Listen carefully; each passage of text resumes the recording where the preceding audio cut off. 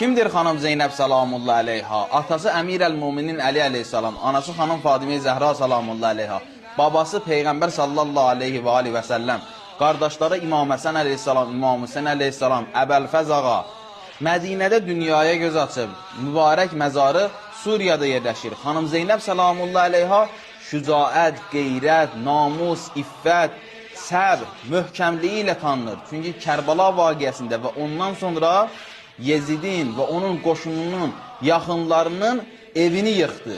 Onlara elə xütbələr etdi, elə çıxışlar etdi, onların sarayı viran qaldı.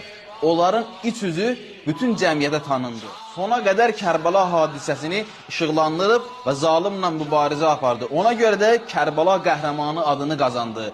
Onun məşhur sözlərindən biri nədir? Ma rəməytu illə cəmilə. Mən Kərbalada gözəllikdən başqa bir şey görmədim. Necə olur? Müsibət də gözəllik olur. Bəli, olur. Əgər iman və mənəviyyatın, Allaha bağlantın möhkəm olarsa, o sən üçün gözəllik olar. Çünki içərisində şəhadət var, Allaha yaxınlaşmaq var, Allahın dininə görə həbsə düşmək var, əsir olmaq var, əziyyət çəkmək var, hicrət etmək var, ölkədən didərgin olmaq var. Əgər bunlar Allaha xatir olsa, bu müsibətlər sənə şirin gələr.